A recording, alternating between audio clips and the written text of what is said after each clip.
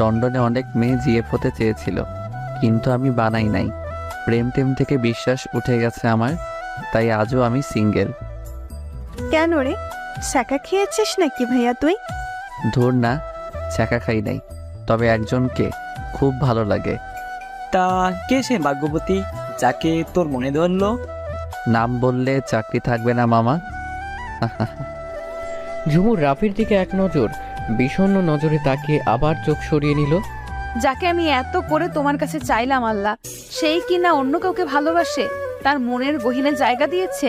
যাই হোক, সে যদি আমার ভাগ্যে থাকে তাহলে সে আমার হবে, এই নিয়ে আমি আর ভাববো না।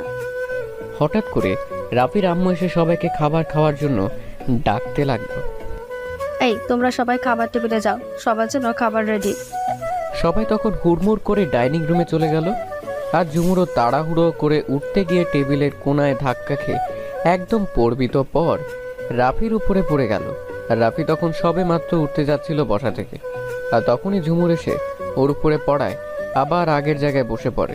আর ঝুমুর ওর উপরে এমন করে পড়েছে যে আচমকা পরস্পরের ঠোঁট এক হয়ে গিয়েছিল। ঝুমুর রাফির টি শার্টের কলার আঁকড়ে ধরল। এমন ঘটনায় তো ঝুমুর একদম হতভম্ব হয়ে গেছে। আর রাফি তো অবাক দৃষ্টিতে ঝুমুরের দিকে তাকিয়ে আছে। ঝুমুর ভয়ের জন্য চোখ বন্ধ করে রাফির কলার আরো জোরে ধরল। আর রাফির মনে তো উথাল পাথাল বুঝছে। সে আর নিজেকে কন্ট্রোল করতে না পেরে ঝুমুরকে টাইট করে জড়িয়ে ধরে ওর ঠোঁটে চুমু দিতে লাগলো। ঝুমুর রাফির বুকের সাথে একদম মিশে আছে, ও কোনো মতেই নিজেকে ছাড়াতে পারছে না। নীলা ঝুমুরের রাফির প্রতি ফিলিংসটা জানতো আগে থেকে, তাই সেই সব দেখে সেই রুমের দরজা লাগিয়ে দিয়ে চলে গেল। ওদিকে খাবার টেবিলে নীলা গিয়ে বলল, আম্মু ভাইয়ার খাবার তুমি তুলে রেখে দাও, সে পরে খাবে বলছে।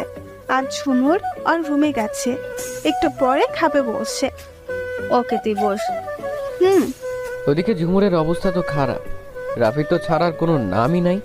রাফি একটা ঘোরের মধ্যে আছে, আর ঝুমুর নিজেকে রাফির থেকে ছাড়াতে ব্যর্থ। ঝুমুর এবার বুঝতে পারলো যে রাফি যদি নিজ থেকে ওকে না ছাড়ে তাহলে সে ছাড়া পাবে না। পাক্কা 10 মিনিট পরে রাফি ঝুমুরকে ছেড়ে দিল। ঝুমুর রাফিকে এক ঝটকায় ছাড়িয়ে দাঁড়িয়ে গেল। এটা কি হলো? ও মা, তুই কি জানিস না? এটা তো একটা সিম্পল একটা লিপ কিস ছিল।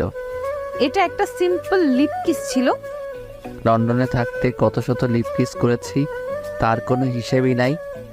এটা তো আমার কাছে কিছুই না। ডাহা মিথ্যা কথা বললাম, এটাই আমার লাইফের প্রথম লিপ কিস। কি?